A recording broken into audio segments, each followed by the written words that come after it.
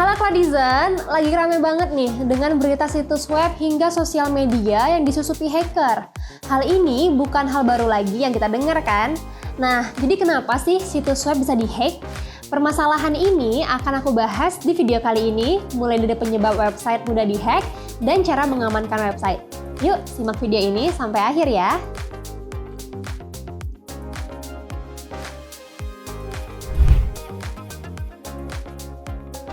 Alasan utama kenapa hacker atau orang-orang yang tidak bertanggung jawab di luar sana menyusuri situs web karena situs web berisi data-data penting mulai dari data pribadi, informasi keuangan, atau data lain yang sangat penting.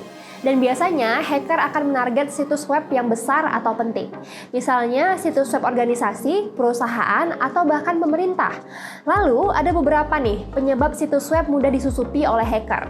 Pertama, kebanyakan situs web menggunakan CMS atau Content Management System generik, seperti WordPress, Joomla, atau Drupal. CMS yang berisi open source dan gratis ini memiliki kekurangan dalam segi keamanan, sehingga kurang cocok jika CMS open source digunakan untuk situs web di skala besar. Setidaknya, ada 3 faktor yang menyebabkan keamanan CMS ini sangatlah rentan. Faktor yang pertama adalah kesalahan kode pada CMS itu sendiri. Kesalahan ini bisa dimanfaatkan oleh hacker untuk masuk ke dalam website. Pada CMS, umumnya memiliki secure coding secara default. Sangat berbeda jika kita membangun website sendiri karena bisa membuat secure coding yang lebih tinggi dan cukup untuk melindungi keamanan website. Faktor kedua adalah bug. Pada CMS, bug menjadi masalah yang dimanfaatkan oleh hacker. Karena setiap versi CMS selalu ada bug dan akan terus diperbaiki oleh developer mereka. Dan faktor ketiga adalah serangan zero day, yaitu kerentanan pada CMS yang belum diketahui oleh developer, sehingga sangat sulit untuk melindungi website yang menggunakan CMS apabila terjadi serangan. Penyebab selanjutnya, CMS yang digunakan jarang diupdate. Alasannya masih berkaitan dengan bug dan kesalahan kode pada CMS. Oleh sebab itu, sangat disarankan untuk selalu mengupdate CMS yang digunakan supaya dapat menghilangkan bug pada situs yang dikelola. Penyebab berikutnya adalah perimeter yang kurang memadai. Perimeter pada CMS adalah lapisan keamanan pertama yang melindungi CMS dari serangan cyber. Beberapa komponen yang harus ada pada perimeter CMS adalah firewall, Web Application Firewall atau WAF, Intrusion Detection System, Intrusion Prevention System, hingga Two-Factor Authentication. Komponen ini harus ada dan bisa menjadi garda pertama ketika ada aktivitas yang mencurigakan pada website yang dikelola. Tapi sayangnya, pada CMS yang digunakan pada umumnya tidak selengkap ini. Kemudian, kurangnya maintenance menjadi penyebab website yang mudah disusupi. Kegiatan yang termasuk maintenance website seperti update aplikasi atau CMS yang digunakan. Melakukan security scanning dan pemeliharaan infrastruktur seperti server, jaringan, dan database. Tentunya hal ini harus didukung dengan sumber daya manusia yang terampil dan memiliki kesadaran mengenai keamanan cyber. Selain itu, pemilihan hosting juga penting sekali. Pastikan jika kamu ingin menggunakan layanan hosting, sudah terdapat layanan perlindungan, seperti anti-DDoS attack. Beberapa alasan itulah menjadi penyebab situs web mudah disusupi hacker. Berikut tips mencegah agar situs web terhindar dari hacker. Yang pertama, jika ingin memiliki website, disarankan membangun website secara manual.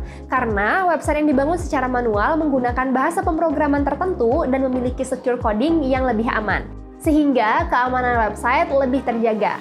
Tetapi, jika tetap ingin menggunakan Content Management System, pastikan memiliki secure coding dan memilih CMS yang aman, serta selalu melakukan update CMS yang digunakan. Selanjutnya, gunakan SSL atau Secure Socket Layer. SSL merupakan protokol keamanan yang mampu melakukan enkripsi data yang dikirim antara browser dan juga server. Dengan menggunakan SSL, data sensitif seperti informasi pribadi, data perusahaan, keuangan, atau data lainnya dapat dilindungi. Kemudian, terapkan Two-Factor Authentication sebagai metode keamanan verifikasi 2 langkah.